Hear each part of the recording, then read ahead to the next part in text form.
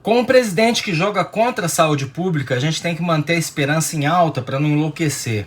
A minha é a de que ele, realmente, como dizem alguns boatos, já não seja mais presidente. A permanência do Mandetta hoje como ministro da Saúde seria uma confirmação disso.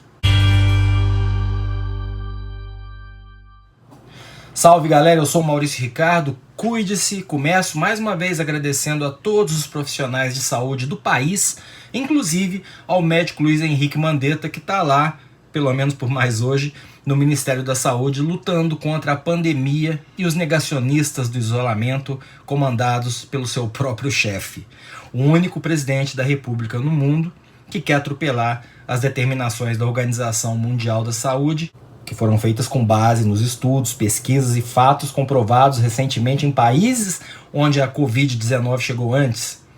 Não é aqui o caso de endeusar o Mandetta como político ou gestor, é só de reconhecer que ele está fazendo a parte dele e está tendo a coragem, que outros ministros não tiveram, de bater de frente com o presidente e fazer o que é certo e o que é esperado.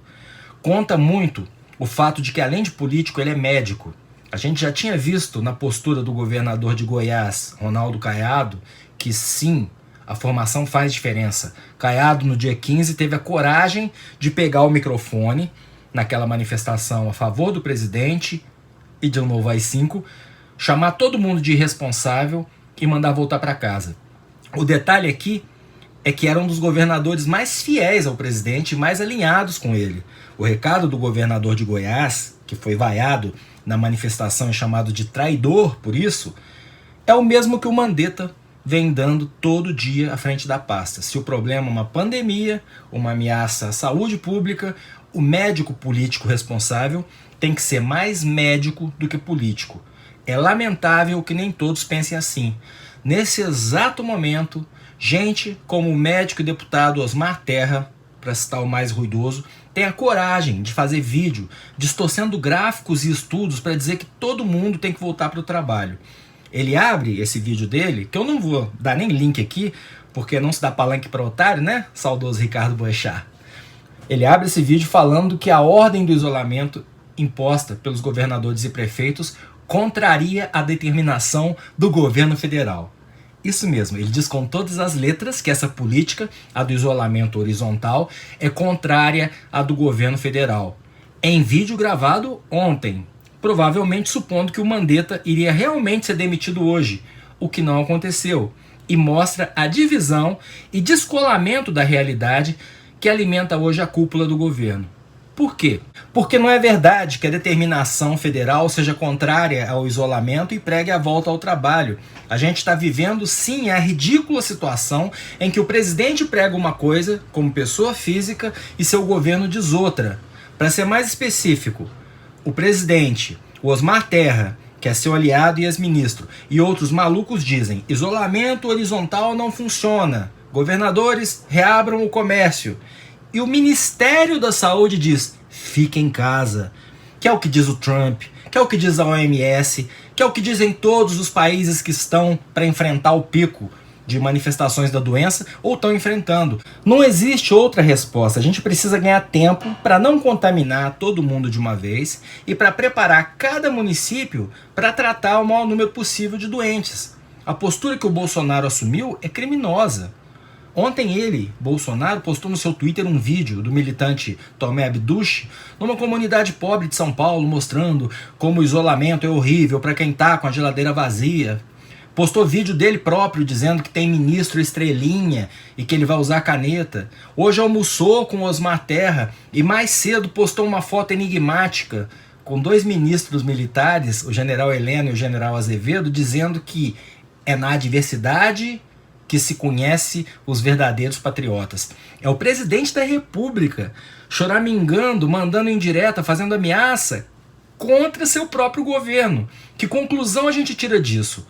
Ou realmente é um banana que não tem coragem de usar a caneta por medo de errar, ou os boatos de que o exército está tomando conta do governo e que ele não manda mais nada são reais. Bolsonaro e a ala olavista, já disse aqui várias vezes, não precisam de oposição. Sábado, eu até li aqui para vocês, um cônsul da China acabou com o Eduardo Bolsonaro num artigo. Ontem foi a vez da embaixada da China protestar contra um post do ministro da Educação, Abraham Weintraub, que é um absurdo em vários níveis. Ele ilustrou com a capa de uma edição chinesa da Turma da Mônica e escreveu trocando L, que nem um Cebolinha. O que é racismo. Racismo, crime inafiançável no Brasil. Esse mesmo Weintraub, numa live com quem? Eduardo Bolsonaro, ofendeu os chineses criticando os hábitos alimentares deles e dizendo que outros vírus virão porque eles comem qualquer porcaria, coisa assim, não lembro a expressão. Hoje já estava a China dizendo que vai comprar soja dos Estados Unidos por questão de segurança. Eu já disse aqui, o Trump desistiu de chamar a Covid-19 de vírus chinês. Tá puxando o saco do presidente da China, louvando a amizade e a cooperação entre os dois países. Mas o filho irresponsável do presidente e o ministro da Educação, que não sabe português, ambos discípulos de Olavo de Carvalho, estão queimando pontes com o nosso maior parceiro comercial e aliado mais do que estratégico nesse momento. Não dá para colocar a minha indignação em palavras. É absurdo que esse grupo, que hoje sem dúvida alguma é minoritário, e que só não é ainda menor porque eles são muito bons no uso da máquina de propaganda através de WhatsApp e redes sociais, ainda esteja livre para falar besteira sem nada acontecer. Eu não estou aqui pedindo golpe, eu não estou aqui pedindo impeachment, eu estou pedindo para a Procuradoria-Geral da União, Supremo Tribunal Federal, Congresso Nacional agirem pontualmente para defender os interesses do Estado. Em meados do mês passado, quando Eduardo Bolsonaro ofendeu a China pela primeira vez, desde o início da pandemia, 300 deputados e senadores da Frente Parlamentar da Agropecuária assinaram uma nota de repúdio, pedindo desculpas ao governo chinês e dizendo que aquela postura não representava o sentimento da nação. Ok, se não representa e ele continua fazendo mau uso da sua imunidade parlamentar para colocar o nosso país contra nosso maior parceiro comercial, o que o Congresso ainda está esperando? E o Weintraub? As escolas fechadas, o MEC com infinitas possibilidades de criar agenda positiva através de ações de ensino à distância, fomento à pesquisa voltada para combater a pandemia. E o cara quer criticar a China imitando Cebolinha. Porque o guru deles, Olavo de Carvalho, tem esse tom debochado e agressivo contra todo mundo que ele não gosta. E ele vê a China como inimiga e grande ameaça mundial. Olha, eles têm 1 bilhão e 300 milhões de cidadãos. Eles têm o maior exército do mundo em números de soldados e o terceiro mais poderoso. Só perde para os Estados Unidos e para a Rússia. Nós temos o 13º exército mais poderoso e 15º em número de soldados. A China tem 2 milhões de soldados. Nós temos 300 mil. Eles são, repito, o nosso maior parceiro comercial. Xingar a China não vai fazer o vírus sumir. A gente não quer brigar com a China. É burro. Os Estados Unidos, que tem estatura para brigar com a China, não quer brigar com a China. Quem quer? Olavo de Carvalho e seus discípulos infiltrados no governo federal. Enquanto eu gravo esse vídeo, a manchete do UOL é: presidente avalia demitir ministro da Saúde. Imagine como deve estar o emocional do Mandetta e da equipe dele, tendo que cuidar da pandemia e do bolsolavismo. Que ele vai ter que dar biscoito pro Jair ficar sentadinho? Ele vai ter, não tenho dúvida.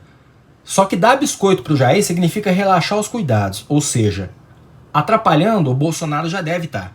Para mostrar que não é implicância, eu vou dar um exemplo.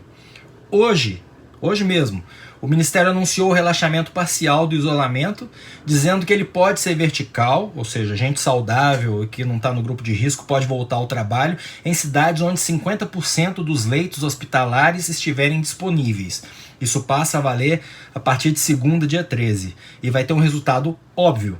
Vai fazer os leitos serem ocupados e essas cidades vão entrar no isolamento horizontal junto com as outras. Se foi essa decisão que deu sobrevida ao Mandetta, a gente só pode lamentar. Todos os estudos sérios, segundo matéria publicada na Folha dia 3, dizem que mesmo o mais otimista dos cenários prevê que vai faltar leito de UTI no Brasil. Mesmo com a gente correndo atrás, como está nos estados e municípios. Em muitas cidades, esse déficit vai acontecer já no mês de abril. Então por que relaxar o isolamento a partir do dia 13? Eu torço muito por todos nós, eu adoraria uma volta rápida à normalidade, como todo mundo. Adoraria que a cloroquina realmente fosse o suficiente para salvar vidas. Vou adorar admitir que estou errado se o presidente estiver correto. Mas acima de tudo vem a ciência.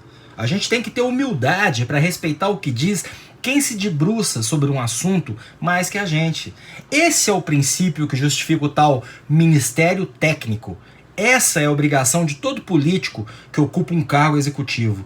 Por isso é que eu espero que o bom senso prevaleça e ainda tenho a esperança de que o lockdown, o isolamento total da família Bolsonaro já esteja em curso.